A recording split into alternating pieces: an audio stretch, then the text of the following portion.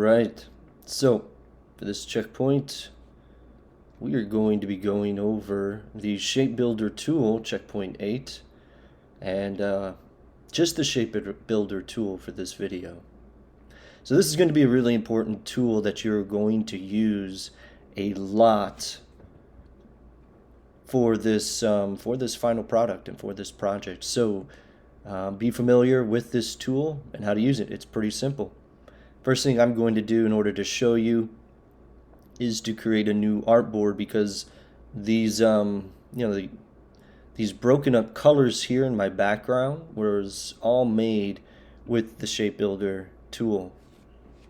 So let me create another artboard, and if you ever want to do that, it's going to be this one that kind of looks like a crop, but it has a little document here. And if you don't see it, or if there's ever a tool in here you don't see, remember those three dots down here. You'll click, you'll find the tool that you want through here, drag and drop it over where you want it, and then click back on those three dots. Okay, so I'm going to click on my artboard tool. I could just hold my Alt or Option key, and it's going to drag out everything on this artboard that is not locked. As you can see, I have all of these locked, so it's just going to drag out only an artboard here. So I'm just going to duplicate this artboard. As it says, right, any hidden or locked objects will not be moved. So it's just moving the plain artboard. Everything else is locked. So I'm going to show you how I created this background broken up with its colors. So the first thing I did was just get a straight background color going on. So just a yellow straight back here, like so. And now to break this up and apart, I'll get I'll use some circles. As you can tell, I use a lot of circles. I'll change the color real quick. Alright, hold my Shift and Option button, draw a circle here. Let's put another one here. Maybe another one there. I'll go ahead and use my pen tool now and create a kind of a shape, like so. There we go. Maybe another shape down here to break this area up.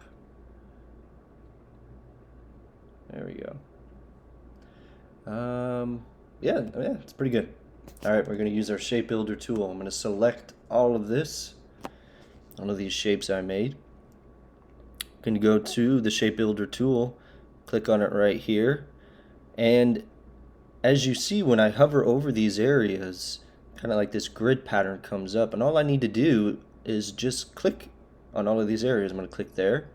Here's an area, click, and this is cutting these shapes out apart from each other, which will leave me the ability to delete the parts I don't want, and then each one of these will be separate for me to add with different colors. So I'll go back, I've clicked all of these individual parts, I'll go back to my arrow key. First thing I'm going to do is just delete the parts I don't want. Delete, delete, delete, and this area. Okay. Now all of these are broken up. That's broken up. I can change these according to the color scheme I have selected over here. I will recommend that again. Before I did this final product, I wasn't even thinking about colors. I did everything in grayscale first, because I was just concerned with the design. So the yellow was a light gray, the black was black, the purple was black. These squares were a light gray. Everything was gray because I wasn't thinking about color. After I had the design in the way I liked it, then I went ahead and drew out these little circles with the shape, filled them with the colors, and picked the color scheme that I wanted to do.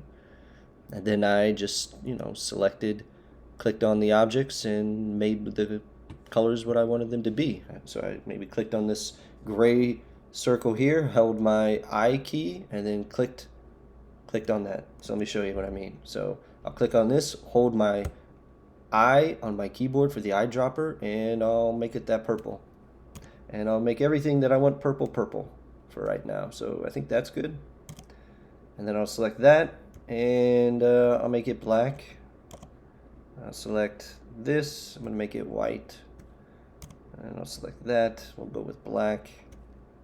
And I'll keep that. I'll keep this one blue, and this one white, black,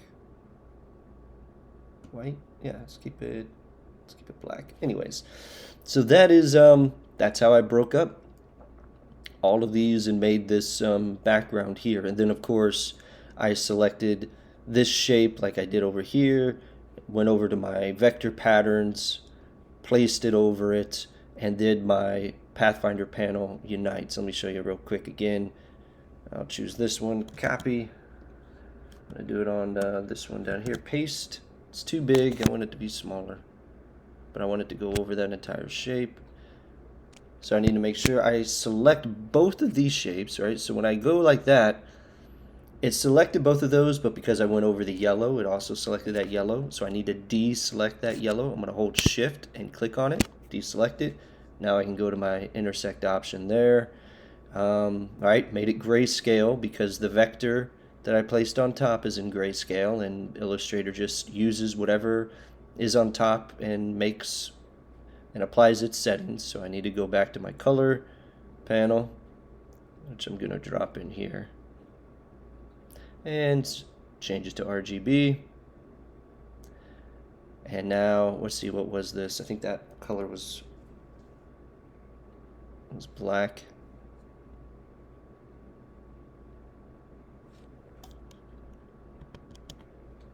And there we go. Got that. And if I wanted the yellow behind it, as I did here, I could just real quick get my pen tool out, put my yellow there, and then arrange, send it back. Maybe I want to change this to purple instead. There we go. And now, right, I don't want that out there, so I will click that, maybe another shape, go to my shape builder tool, click there just to cut it, and delete. Okay, that didn't work out. Let's try this again.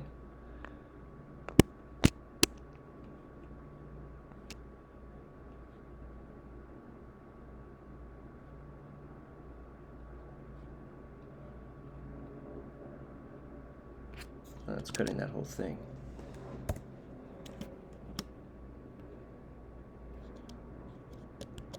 Okay, so we want to do, get this, let's delete these real quick. Just going to create that new yellow background there.